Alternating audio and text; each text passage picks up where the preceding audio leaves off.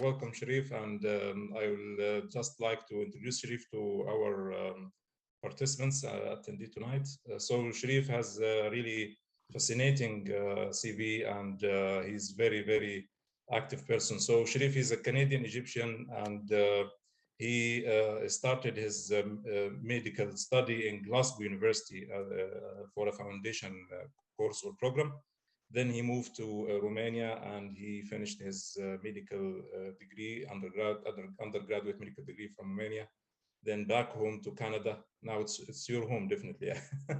Back home to Canada, where he worked in Toronto Western Hospital, University of Toronto, in clinical research and development of regional anesthesia and chronic pain for several years, and assisting in development and ultrasound guided regional techniques. Then he moved again to Belgium, where he finished his completed his specialty training, and back to Canada again, and then he finished one of the regional anesthesia fellowships in Toronto Western Hospital, and he's currently a fellow of POCUS fellowship at Ottawa Hospital, University of Ottawa.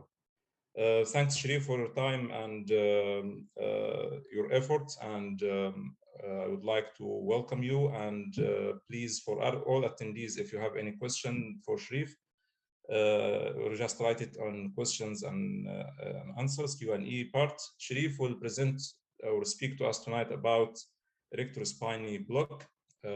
Thank you very much. The floor is yours. Thank you very much, Dr. Omar and Dr. Saad, for inviting me for Mega. It's really a great honor to help out and give a presentation. Obviously, my presentation is not going to be as long as Mohammed's, but his subject is definitely very interesting, and not many people have kept it in mind, when we're teaching. So it's a very interesting subject, obviously. Regional anesthesia, on the other hand, as you know, is quite vast. Sorry, regional anesthesia subject, of course, has gained a lot of interest and had a lot of different types of applications, different types of blocks, of course, that people around the world were trying to explore to provide the best possible care for acute pain management. Which kind of also had an offshoot of developing these ultrasound techniques also for chronic pain for certain patient population. So today I'm going to talk about only one of these blocks. Obviously, if you have to give a lecture about regional anesthesia in general, you're going to have multiple lectures that will take a very long time to explain them. So better, the way I actually approached all these techniques while I was learning them is I took it one block at a time. To learn, try to remind myself personally about the gross anatomy first before I jumped into ultrasound. Ultrasound started coming into light around the year that I joined Toronto Western Hospital in the clinical research department around mid to end 2002. And it took off quite well after that, for the basic blocks, obviously, for the brachioplexus and some lower limb blocks as well. And then towards 2009, 2010, there was a lot of interest, of course, in neuroaxial and truncal blocks that started gaining a lot of popularity as the years went on, of course. One of those blocks, I'm just going to jump a little bit into to our subject today, which is erector spinae plane block. So just an outline about my lecture today. As I said, it's not going to be as long. It's not a very long lecture compared to Dr. Isa's lecture because it involves a bit of anatomy. We're going to review a little bit of sonoanatomy, just a couple of nice images, how to do the ultrasound guided technique, the preparation that you need to have, and some of the current literature, which I'm not going to get into a lot of it for some reason, which I will mention when I get to that slide. And of course, I'll provide the attendees with some resources that they can, go through, audio and video. Of course, there's a lot of literature that they can search, of course, on PubMed. So just the history of the block, how or when did it start? In 2016, Dr. Mauricio Ferrero and Dr. Ki-Jin Chen, which I'm proud to say that they are very close friends of mine, have worked together to develop this type of block. It was originally, Dr. Mauricio Ferrero has a lot of interest in chronic pain. Dr. Mauricio Ferrero works at McMaster University. Dr. Ki-Jin Chen is the professor and the director of regional anesthesia at Toronto Western Hospital. They, together amongst other colleagues as well, have published an article about the Erector Spinae plane block as a novel analgesic technique for thoracic neuropathic pain. Again, this is just because in the start, Dr. Mauricio Ferrero, obviously being an anesthetist with a lot of interest in chronic pain, had tackled that aspect for such patient populations. And the article had gained a lot of popularity back then. At that point, I was still in Belgium. I had spoken to Maurizio about the block, that it became very popular very quick for that specific application. And he, at that point, with Dr. Ki-Jin Chen, thinking that it might have good impact also for analgesic pain control, for the analgesic effect for patients going for certain chest wall surgeries. In 2000, around the same time, 2016, 2017, Dr. Ioana Kostash also published an article, which I find very interesting because it has a lot of similarities to the ESP block, except that they named it something else. It's called the midpoint between the transverse processes to pleura, which I will show just a little image in here, and I'll tell you later the difference between both. Basically, they, using the ultrasound, they had to look at the transverse process at two different levels, scanning parasagittal in the thoracic spine, and find the intercostal muscle, and just place the local anesthetic between two transverse processes without going any deeper. So ESP is kind of a novel technique, yes, because it started in 2016. It's just recent. It gained a lot of popularity just to try to replace certain other blocks that have been already on the anesthesia field, if you will, which is the paravertebral, which was considered, of course, still considered kind of the gold standard for a lot of chest wall surgeries, like mastectomies, for example, with sentinel lymph nodes or axillary nerve lymph nodes. So the paravertebral is the one that a lot of sites may still provide for patients. And then, of course, you have the PEC blocks that were developed by, Dr. Blanco and the group from Spain over the years, that also gained popularity, PEC1, PEC2, and serratus anterior blocks. So the ESP came in to kind of, give you another option for such surgeries for post-op pain control. Now, if we fast forward to 2021,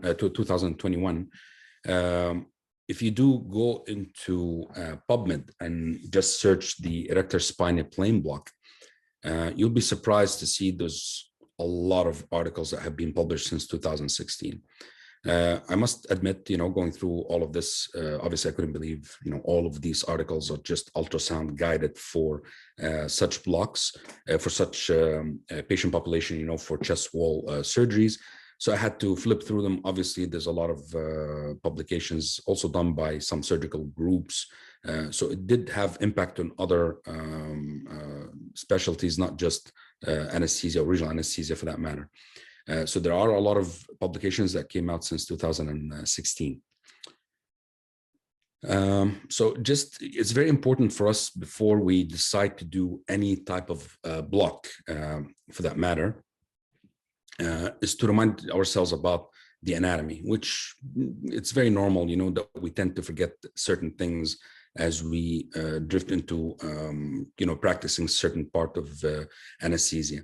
If you are interested in regional anesthesia, of course, it would be a great idea to remind yourself about the general anatomy, the muscle anatomy, because a lot of the landmarks you're going to be using, whether you're doing brachial plexus block or lumbar plexus blocks or abdominal wall blocks or, truncal blocks in general, neuroaxial blocks, you have to remind yourself about the anatomy of a certain place. For one reason, if you do decide to go with the flow of the ultrasound era, which had definitely changed a lot of our practice in regional anesthesia, probably made it a bit safer, a little bit faster in terms of doing the actual block itself. So it is definitely a good idea to go through just a general anatomy to remind yourself about for example, in this block, the ESP, the anatomy of the muscles of the back, because we need to know what you're looking at if you're going to use the ultrasound and place it on a patient's thoracic, paravertebral or paraspinal, or rather, imaging. So I need to know what muscles I'm looking at. I need to know what bony landmarks I'm looking at, what kind of shadow I'm getting from, example, scanning a rib versus scanning a transverse process. If you're scanning a vertebra, for example, in the transverse view, why is it important also to know how each vertebra is made of, what the anatomy of the vertebra itself, because it does make a difference in scanning a millimeter above one specific point or below a specific point. That's why neuroaxial and truncal blocks in general, they are considered more of an intermediate to advanced level of regional anesthesia. So in this image, just to remind you that what we're looking at, the back muscles. We have these are more of a superficial muscles. So you have the first muscle on top that we're interested in would be the trapezius, and below that comes the rhomboid, and the muscle that runs vertical would be the Erector Spinae muscle that goes under these two muscles. So again, just a quick overall imaging of the superficial muscles and deep muscles, which obviously I'm happy to share, a PDF, shared with Dr. Omar, Dr. Saad, to pass it on to some of the attendees, of course, if they're interested, just to kind of, again, to get an idea, an overall image of the back muscles. Now, to come to the vertebra itself, it's also very important to understand why and which ligament I'm going through, because when you're doing, for example, a paravertebral block, you are scanning, whether you're scanning sagittal, parasagittal, you're scanning transverse across one of the thoracic vertebrae. Sorry, you're going to be trying to get to see the transverse process with the rib, and of course you try to get rid of the rib to get to the space where you can actually see the lateral costotransverse ligament. That's a ligament you need to pop through to be able to get to the paravertebral place to have the local anesthetic block the spinal nerves for the ventral and for the dorsal rami.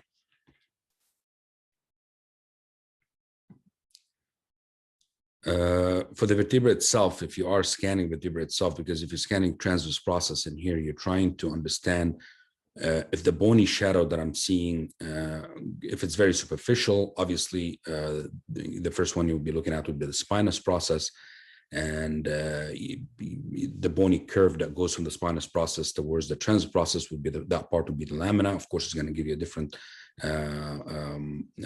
acoustic shadow. And then it goes to the transverse process, but you need to know if you're level of the transverse process or just above it at the level of the facet. So again, to remind ourselves of how the anatomy looks like before I jump into doing the ultrasound scan itself. Again, just a reminder about the costotransverse joint and ligament that needs to allow you to have the local anesthetic travel to block the spinal nerves. So the thoracic wall itself can be divided and viewed as, anterior, lateral, and posterior, or anterior, lateral, and posterior. So in this image, obviously I chose that image because it makes it a little bit very easy. Posterior will be the top part where we have the group muscles of the trapezius, the rhomboid, and the erector spinae muscle. That will be the specific target where we're going to be scanning to look at the spine, obviously from the back. So anterior will be towards the transverse thoracic muscle, pectoris minor and pectoris major. So on that level, that's where you would tackle that level if you plan to do blocks, PEC 1, PEC 2. If you go a little bit more lateral, where the latissimus dorsi is, where you have the serratus anterior muscle, that will be the serratus anterior plane block, which is very similar to the PEC 1 and PEC 2. Blocks. So these will cover, these blocks are the ones that would cover the anterior wall, of course. The serratus anterior block would be chosen, I would say, for certain type of surgeries like mastectomies with axillary or sentinel lymph nodes, because you need to be a little bit more posterior. For the target of the ESP, you need to go obviously a little bit further back, very close to the perivertebral space for this specific block. And that's when you have three muscles layered on top of each other, would be the trapezius, and then the rhomboid and the erector spinae muscle. And you will see that the erector spinae muscle lies right on top of the transverse process. So intercostal nerves are ventral rami of the 11 thoracic spinal nerves. From T1 to T5, you have the ventral rami supply the anterior lateral thoracic wall. And the T6 to T12, that will be supplied by the ventral rami, which covers the anterior lateral abdominal wall. So you have anterior lateral thoracic wall from T1 to T5, and then the abdominal wall from T6 to T12. The T12 itself, ventral ramus, it's also known as the subcostal nerve. The intercostal nerves usually enter the intercostal space between the intercostal membrane and the parietal pleura. They usually travel, from posterior to anterior through the kind of sandwich between the the innermost intercostal muscles. And then they run anteriorly with the corresponding blood vessels. That's why we call them neurovascular bundle under the costotransverse membrane or costotransverse ligament. And then they travel to supply a specific corresponding rib for each level.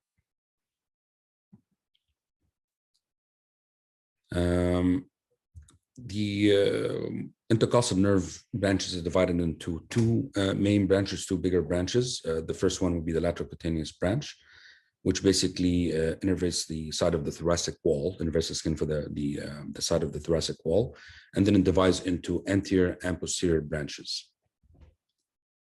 The other branch would be the anterior cutaneous branch, which innervates the skin for the midline of the chest, so it travels a little bit further to the midline of the chest, and it divides into medial and lateral branches. There are also tiny little small nerves from that network of the intercostal branches that supply different parts of the chest, the ramus communicans and the collaterals and the muscle and the pleural branches. They're all tiny little small nerves. They all go and supply different parts of the chest wall. So just before I get into showing a bit more illustrations and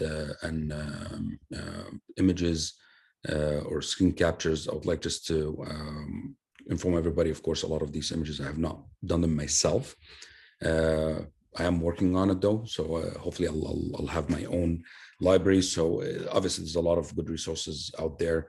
One of the best videos that I have seen with the ESP block that is it explains the block very well in a very easy and detailed way is done by Dr. Vicente Roques from the hospital in Virgen de la Raxa in Spain. which is posted on his YouTube channel. Also, Dr. Ki-Jin Chin has multiple videos about ESP, obviously being one of the pioneers of the block. You'll have a lot of videos about ESP, including Dr. Vicente's Roxas also on Dr. Ki-Jin's, shared on Dr. Ki-Jin's YouTube channel. They both have different YouTube channels, so I'm quite sure if you go to any of them, you will have an excellent understanding of how the block done dynamically. I did not want to add videos in here because it would be a bit redundant, especially if the video is not mine specifically. But please do visit these YouTube channels. And of course, you have Dr. Admir Hazish from Nysora, the creator of Nysora. He has a very nice app as well that you can download into your phone, and you can follow some of these blocks, including the ESP. So I've gathered my images and illustrations from their websites and stuff, doing my research for the presentation. Any presentation that I do, I usually try to go to different sites to see how different approaches to different types of blocks are done. In case somebody has a new technique that we can always learn, as long as we're open to learning all the time, I'm sure you'll find something new from some other corner of the world that you can learn from. It's not only North America or Europe that can do it. There's excellent stuff coming out of Hong Kong as well, and Japan, that you can search and look for. So the first question that a lot of people ask about this block, because it's a fascial plane block. Fascial plane blocks in general, you might hear some people say it's kind of a wishful thinking type of block. We're injecting local anesthetic into a fascia plane and putting a larger volume and hope that it gives you some sort of pain relief. So do we really know how the ESP plane block works? We are not 100% sure how it works. It is, when it first came out, it was a bit mind-baffling, but of course there are theories that came about on how the block actually works. So there were two possible pathways that were kind of agreed on as a consensus for the block, how the block works. One of them, just to understand that the local anesthetic needs to reach the perivertebral space to block the spinal nerves, to block the dorsal rami specifically, and then of course part of the ventral rami if possible, the ventral ramus as well. So the first theory was about the costal transverse foramen, where the local anesthetic travels through the intertransverse connective tissue via the costal transverse foramen. Basically, it follows the path of where the nerve and the corresponding blood vessel kind of penetrates and opens up the space. So it goes through that space, and it just like a river reaches the perivertebral space to block the spinal nerves. And this is just an illustration that I got again from one of the videos, because I find it very, very helpful to understand what I'm looking at and where I'm looking at. So if you look at this is kind of an illustration of the thoracic vertebra, basically showing the thoracic body, and then you have the transverse process, the spinous process. The three muscle layers that you would use as a landmark to know exactly what you're looking at would be the trapezius, rhomboid, and the erector spinae muscle, which lies on top of the transverse process. Close to the transverse process, of course, you have the dorsal ramus and the ventral ramus that basically provides the intercostal nerves that lies between the other three layers of muscle lower on the screen. They're not labeled in here, but they're basically the innermost, that's the lowest one, the closest, under the ventral ramus. I don't know if I can actually use it. No, I can't use it in here.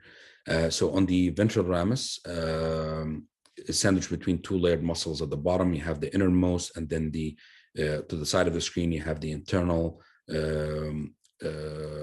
costal muscle, and then the external costal muscle.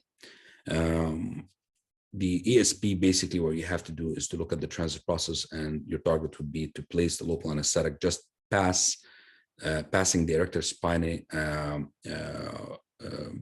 anterior fascial layer. If I click in here, sorry. So your needle approach is basically to go to the transit process.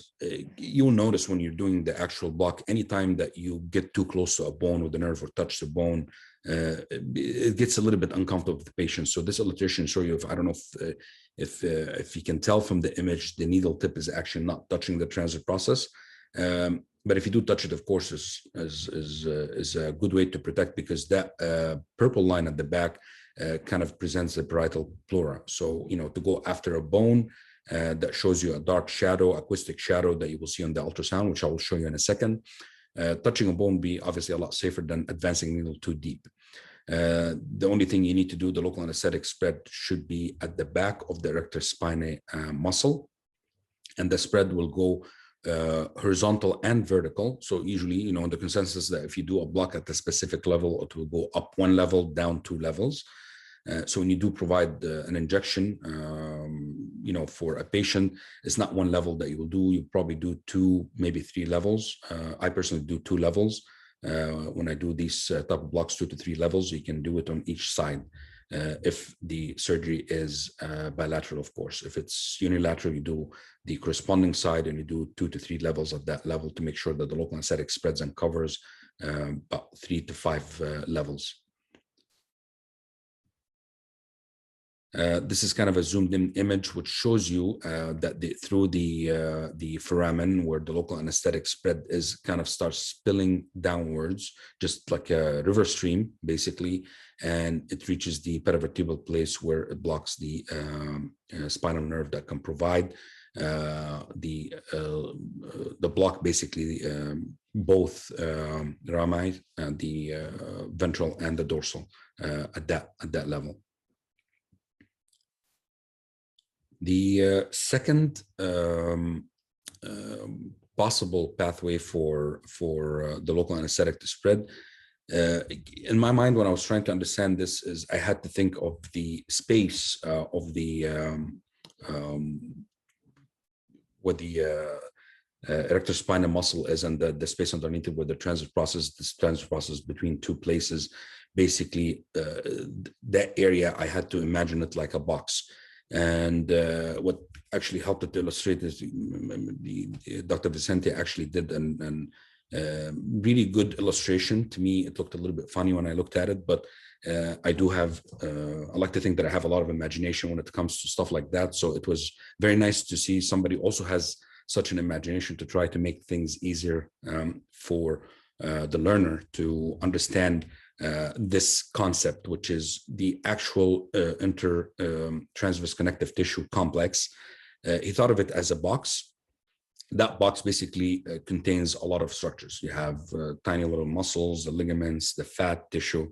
And because of all these structures, they had to come from somewhere and go somewhere, so possibly causing some perforations in the tissues and allowing these tiny little ridges, if you will, in the box to go through from one side of the box to the other side of the box and kind of leak into the bottom side of the box, where the paravertebral space is for the spinal nerves to be blocked. And this is basically what he thought, if you will, if you choose any of those levels, let's say between 4 and 5 or 5 and 6, the needle tip, yes, ends at the transit process. That's true, at the back of the erector spinae muscle. And once you inject, it goes vertical and a little bit lateral towards the chest wall, the local anesthetic. If you put good enough volume, it will spread quite nicely. And the leakage that I said, the box, if you choose the area between 5 and 6, that rectangular area, if you will, or the square area between the 5th level and the 6th level, where you have the ribs, the rib joint, it will show you something. Here's a little bit of a zoomed in image to show you how kind of the spillage of the local anesthetic that may go towards the paravertebral space. And that's basically the local anesthetic intervention. So this is the funny image or illustration that I found, that very, very easy to understand. Kind of, putting your laundry to dry out, and then, imagine you have some sort of an umbrella, if you will, but the umbrella has some holes in it, for example, and then it rains outside, and you have the local anesthetic, the rain just goes through these holes and drips over your clothes, and the clothes will drip all the way down to the floor. So he thought of that box with this illustration that I find quite interesting and easy to understand what he was trying to say about the dripping or the leakage of the local anesthetic injection from the back of the erector spinae muscle that goes all the way to the paravertebral space. So for the sonoanatomy part, just to try to understand again, I put this illustration that I got off the NYSORA website. They have excellent 3D illustrations done to go through, the top part, the yellow part that you see on the screen. That will be the obviously the adipose tissue, the fat tissue, and then you go through the trapezius, rhomboid, and the erector spinae muscle to get to the anterior border of the erector spinae muscle, just on top of the transverse process. Injection of the local anesthetic at that area, as I said, will spread horizontal and possibly vertical as well to cover 1 level up and 2 levels down.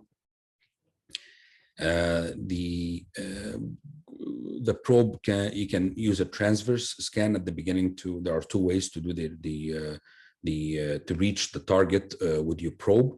But the final target would be basically scanning parasagittal, as you can see on the left image. And this is the ultrasound image of how it would look like, looking at the 3 muscles, the white part, which was corresponding with the yellow part, that's the adipose tissue. Obviously, the more obese the patient, the larger the adipose tissue area. And then you have the trapezius muscle, rhomboid, and the erector spinae muscle that go right on top of the transverse process. And you see the white line that goes just above the transverse process. This is the anterior border of the erector spinae muscle that you must penetrate to be able to inject and have the local anesthetic spread horizontally. Any injection above that line, you will see more of a ballooning in the muscle rather than going and spreading, because it's not a fascial layer, obviously inside the muscle, so it will just balloon. Past that fascial layer, the injection will go horizontal and cover hopefully multiple levels if it's done correctly. So before you do any of that and before the images, you need to know what kind of transducer. You need to go a little bit in your mind to the basics of ultrasound. What probe do I need and the type of needle I need? I'm sorry, I didn't put a slide with the needle, but I'll just explain it verbally. There are 2 types of probes that you will use, and the linear probe, that's obviously a high frequency probe. Obviously, if we're going to talk about the physics of ultrasound, I can definitely provide a lecture about that. I have a very nice lecture about the physics of ultrasound and the probe and difference between linear and curved and phased array probe, for example. And even linear probes have each company has different types of linear probes that give you a wide range of frequencies. You need to know which probe to use. For example, when you're doing upper limb blocks, for the brachial plexus, these are usually for an average size patient, are not very deep, 2 to 3, maybe 4 centimeters. You can get away with the high frequency probe that will give you superficial penetration. Superficial imaging, rather, not penetration. I don't want to use the word penetration until I get into the curve probe. So superficial imaging of the structures you're looking at, which are not deep, and will give you high resolution, and the image will be very easy to recognize. The low frequency, and this will be used, for example, in this, and for the purpose of our lecture today, the ESP block, we'll use the high frequency probe, linear probe. Because all you need to do is to find a transverse process at that point, 1 or 2, you will be able to get at least 2 transverse processes when you scan, if not 3, because it gives you a specific field of view that you cannot see more anatomy on either side of the screen. So a linear probe would be very simple for not very deep structures, as I said, about anywhere between 1 centimeter down to about 4 or 5 centimeters. After that, the image gets to be degraded a little bit. Some ultrasound companies provided you with an option to change the frequency in the probe to make it a bit lower or higher. For the lumbar, I find it is very important to use something like a curved linear probe. And the curved probe, for one reason, is you need to see a lot more anatomy on either side to know exactly what you're looking at, to be able to insert a needle and to view deep structures. So curved probes obviously are good for deeper penetration. because it does not need to provide you with a super crisp image like the linear probe that you need for targeting specific nerves. With this one, it cares a little bit more about finding the overall general anatomy of the spine. So if you plan to do an ESP for lumbar, for example, I would definitely recommend using a low frequency curve probe. Positioning of the patient is also important. How do you position the patient? There's no real rule about it. You can position the patient, the way that you see that the patient is a bit more comfortable, or however you feel more comfortable with. This is not obviously a neuroaxial block, so you don't need to have the patient sitting or lying down in a specific position to open up the spine. You don't need to do that. It's very easy to visualize the transit process in any of those positions, whether it's sitting. I personally like the sitting position, but you can use any of those positions. You can have the patient completely prone, have them prone and do 2 or 3 levels. You can come from cephalad to caudal. Some people, if you start a bit lower, you can go from caudal to cephalad. Most people, the way I do it, I go cephalad to caudal, of course. But again, it's the technique where you're going to learn it and who's going to show it to you. Most people follow that, and then obviously you do your own, come up with your own way of dealing with the positioning and the needling. And whether you have dexterity to use both hands, go probe on the left, needle on the right, or vice versa, depending on how good you are with both your hands. And of course, the lateral decubitus, where you have the patient to slide down a little bit on their side, and you can see. I find this, for me personally, not the most comfortable for me as an operator. I like the prone or the sitting. I use the sitting position personally for the ESP blocks. So one last image, just to show with the ultrasound. Again, I'm not showing a video in here. I'll provide with the resource on where to watch the video. You can have the entire video in there. I just captured a few images from the video itself that I found nice and interesting and easy to visualize. The probe ends at the scan is parasagittal, as you can see on the left side, where it shows the hand holding the probe, linear probe, where you can see the transit process. And possibly if you do scan a little bit later, you might be able to see the joint between the transit process and the corresponding rib. At that point, you go back to your transit process. This is what you're trying to see. You will see the 3 layers of muscle. Some patients have very thin muscles, obviously, depending on their size. Some muscles are very thin. But the idea is, the main goal is to try to find the transit process. If you cannot find except 2 muscles, doesn't mean the third muscle is not there. It's just probably very thin muscle. You find the transit process and you advance your needle towards it at a diagonal angle, so you're not coming directly and hitting the transit process, as I said, because it can be a bit uncomfortable for the patient. So we'll go through the erector spine muscle and inject the local anesthetic, and it will go caudal. If you're coming from cephalad to caudal, when you inject, obviously the local anesthetic will spread downwards towards caudal direction, and you will do 1 or 2 levels, and you can cover 3, 4, 5 levels easy with this type of technique. So that's for the thoracic. As for the lumbar, obviously it's a lot deeper. The erector spinae muscle gains a bit of thickness as it goes down to the lumbar spine, obviously to provide us with better support for the lower back. And so obviously scanning it in the thoracic is a lot thinner when you get down. It's a lot thicker when you reach the transit process. So you will have a bit of distance, and that's why I said it would be best to use the curvilinear probe, because you need a bit of penetration to provide you with good image to recognize that you're looking at is the transit process. Again, if you want to know for sure that you're looking at the transit process versus lamina versus spinous process, obviously I can provide a different PDF for that to recognize that, but there are ways and tricks.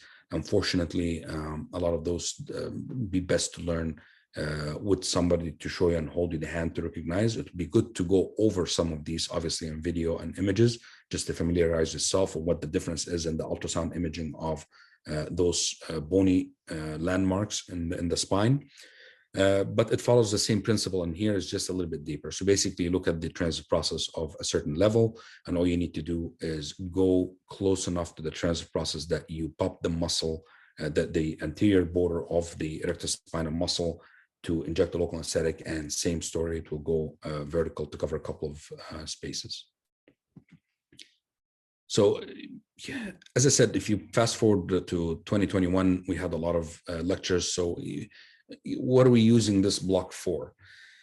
So I was surprised, of course, going through literature in the past couple of years, looking at the applications of this block done in different corners of the world. It's not only, as I said, in North America or Europe, but you'll have in Hong Kong and in South Korea and Japan.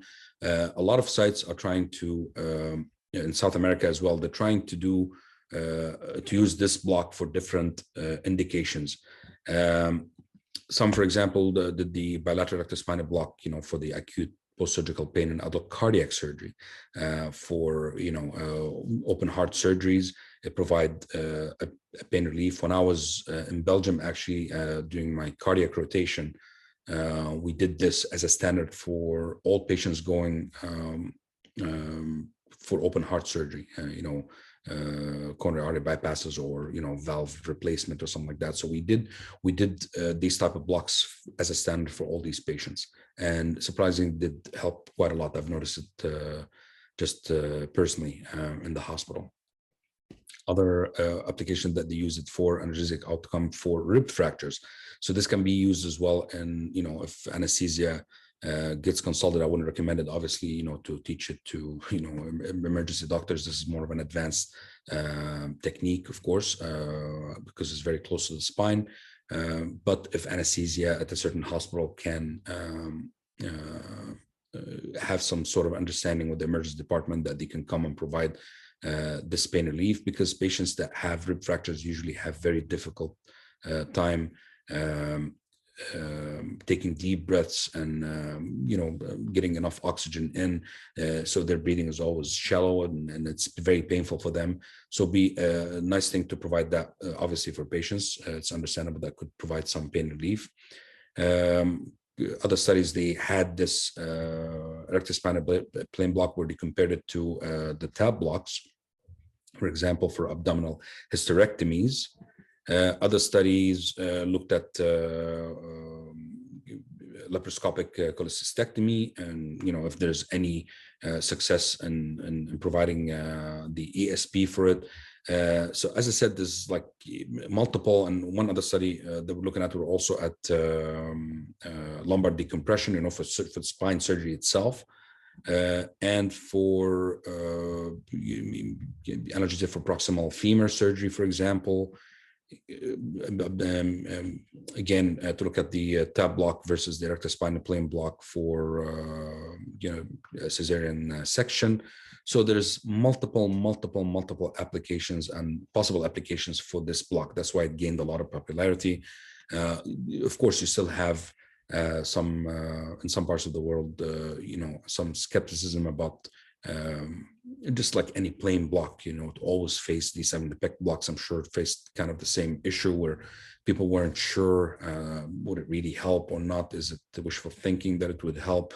You need to do real evidence. So obviously a lot of sites around the world right now are doing randomized controlled trials, looking at other publications from different universities to see if this block actually can provide, which is kind of refreshing, because you need to make sure that, before you go ahead and block, a patient, not every patient is suitable for certain types of blocks. It would be a good idea to have an alternative for that. So why do it? It's kind of my personal opinion, it's kind of a safer and simpler block to do than paravertebral. I'm kind of reducing my risk of having an advertent spinal or epidural, for that matter. If the local anesthetic does penetrate, if you do paravertebral, for example, you always have that high risk. And as I just mentioned, right now in the literature, you have multiple indications that it can be used, the block can be used for. For the resources, as I mentioned, I promised at the beginning of the lecture that I would mention the type of resources that I use when I'm basically studying for any block. One would be Dr. Ki-Jin Chen. He has an excellent YouTube channel with multiple videos about different types of block, not just ESP, but he has about three, I think, or four videos, that explains how the ESP, the technique and how it works and all that stuff. Dr. Vicente Rox as well. I started following him like in recent months about he has excellent videos and good illustrations. The USRA website, which I'm proud to say that I was one of the two people that initially established this website in the past, and obviously got revamped a lot, and there are more professional people taking care of it right now. And this is coming out of Toronto Western Hospital at the University of Toronto. It has different types of specified regional anesthesia techniques. Some may need to be updated a little bit, but you will find a lot of useful information and videos over there and clinical pearls. And of course, NYSORA. Cannot deny this is an excellent website to go to. They're always striving to do their absolute best to provide these type of boot camps and teaching online and all that stuff. So definitely give it a shot in there to take a look and see if any of those resources will be very helpful for you. And I'm hoping soon I have my own website, which I will do. I like to call it, it's called Scantrix. I did buy the domain name. I still have just to upload a lot of stuff on it. This will be my personal website. I'll be posting videos and stuff, not to do the block itself, but because there are multiple websites and resources that you can view. But for the Scantrix itself, it will be teaching you how to it's a scanning tricks, basically, scanning ultrasound tricks, and that's why I called it Scantrix, where you can actually view an easy way of trying to get to your anatomy, and from there you can do your block, of course. I hope this was not too much anatomy and stuff. I tried to make my presentation not so boring. When it comes about reviewing anatomy and all that stuff, it's always a bit difficult to try to remind myself personally, and I'm assuming some other people go through the same thing. It's a bit of a homework that we all have to do. You go through a bit of anatomy, a bit of sonoanatomy before you start doing your blocks nice and safe. Thank you very much, everybody, for listening. And if you have any questions, you can reach me through Mega, of course. Thank you, Mega, for inviting me to give this lecture. And I'm happy to answer any questions you may have. Thanks, Sherif, for the nice lecture and presentation. And it's very, very comprehensive and illustrative. I really enjoyed it. And we have some questions for you from audience here. So starting with, first question is, in your opinion and experience, how many electrospinal block do anesthetists need to do till mastering it? So this is an interesting question. I wouldn't say how many ESP itself. If you have done different type of regional anesthesia techniques to get the good hand-to-eye coordination, because anytime you're looking at spine or truncal blocks, you need to be careful that you need to make sure that you have good handling of your needle and probe.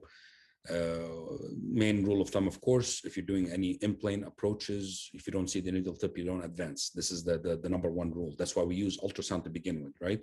So if you've done upper limb blocks, simple blocks, or vascular access, and you have a really good handling of that, I don't see the ESP being too complicated for you. This is my personal opinion. If you do 10 to 20, I think you got a good handle on it, right? Because you just need to know to make sure that you review the anatomy a little bit. You choose the proper probe and the proper needle, which I would use the 80 at least millimeter. I would not use the small needles. I would use a longer needle, 80 millimeters, or 8 centimeter needle. From Arrow, Pajunk, there's multiple, depends which one you use at the hospital. And you go to be able to reach, because if you're scanning at one specific spot, you want to try to do 2 levels from the same scan.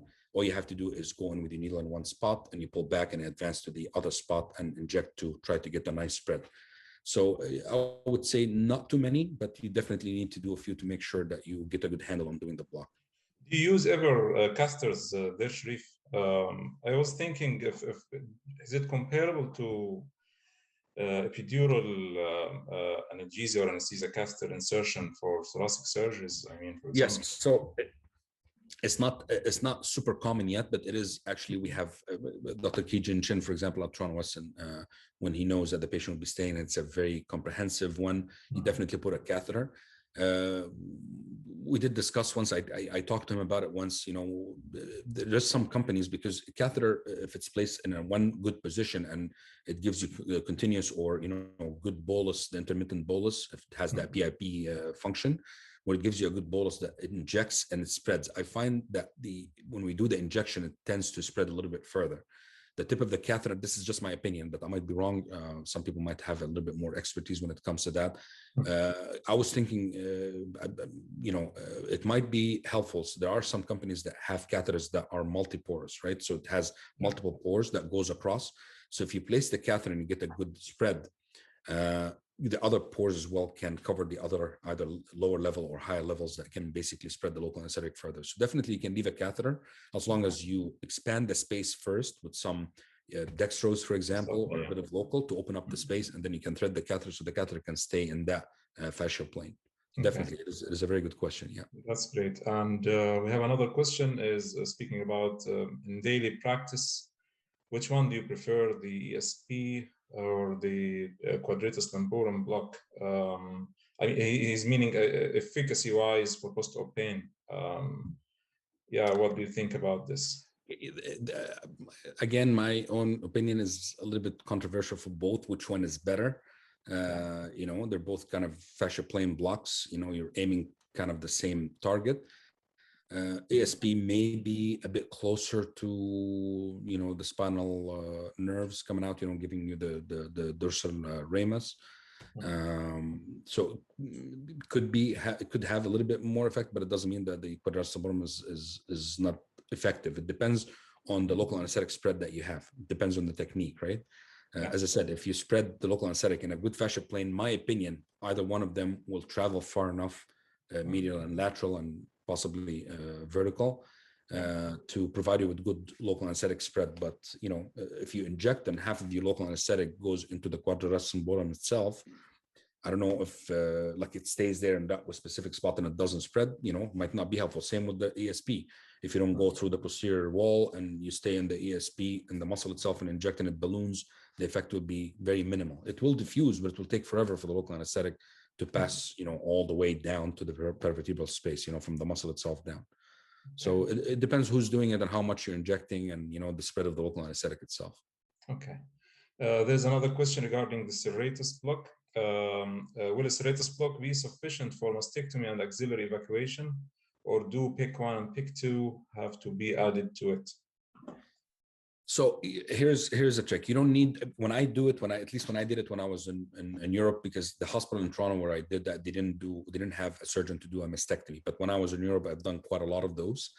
And when I did so Toronto Western didn't do it, but I worked at Women's College Hospital. The other hospital, we did quite a lot of those. So the trick that we use is you do the serratus because you need to have local anesthetic go a little bit more posterior to the axillary or sentinel lymph nodes area of the dissection, which this is the part that actually can hurt the patient the most after surgery. So we go a little bit posterior, do the serratus anterior block, and on the way out, you can, because you can still see, if you're not too posterior, you can still see, part of the pec muscles, and on the way out, you can actually inject between the two pec muscles. So you're getting, kind of a combo of serratus and pec muscle. But if you do a serratus with a good local injection, I find just from clinical experience that it does provide good coverage for it. You don't need to do the PEC 1 and PEC 2. Okay. Another question is about, does quadratus lumborum block provide any visceral anesthesia or analgesia? Is it affecting the visceral pain as well, or it's just for somatic pain? I would lean more towards the somatic pain. I wouldn't go towards the visceral pain, but it could provide, if the local anesthetic can travel a little bit more medial towards the spine, you might be able to get a little bit of effect in there. But to be honest, I'm not 100% sure. Yeah. Okay, and there is regarding the ESP block, is pre or post-op? What do you think? Which is better to? I would suggest pre-op for positioning.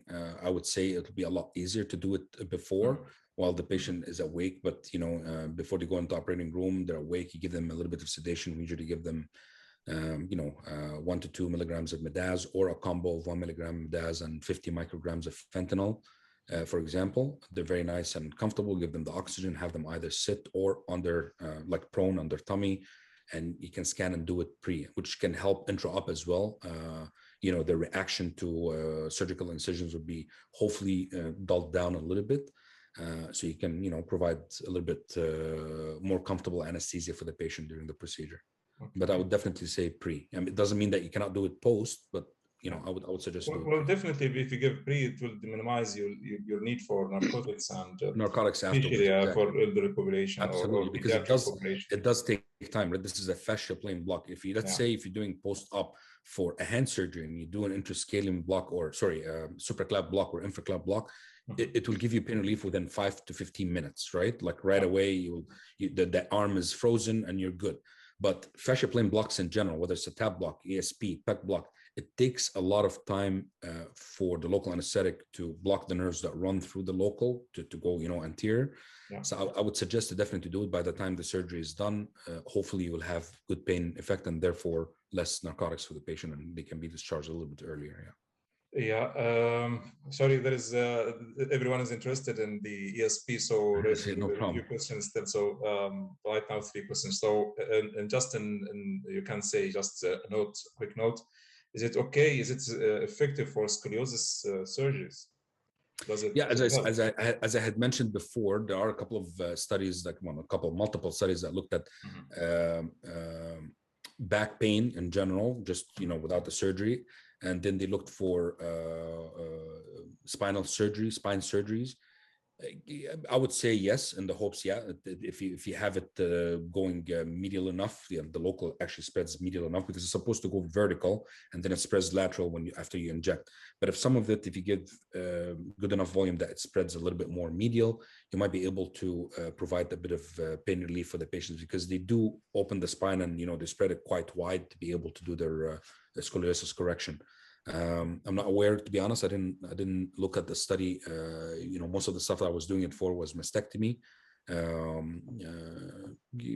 but that's why we did the ESP blocks in certain areas. We did the serratus was the serratus, and then ESP, because not a lot of people were trained on it. Only when Dr. Kijin was around, of course, in the block room, where he had to teach people how to do it.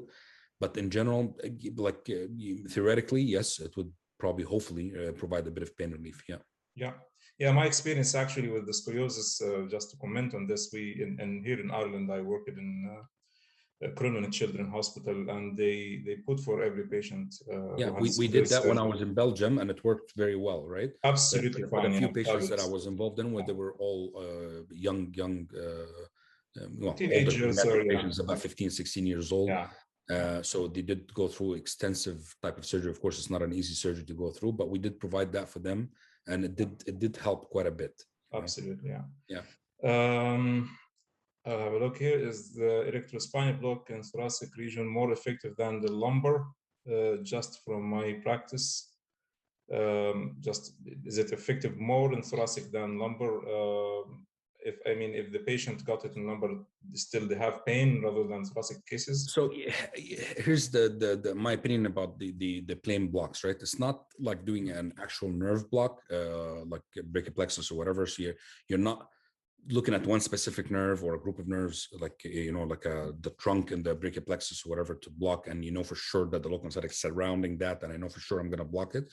Plane blocks, of course, it depends on the spread.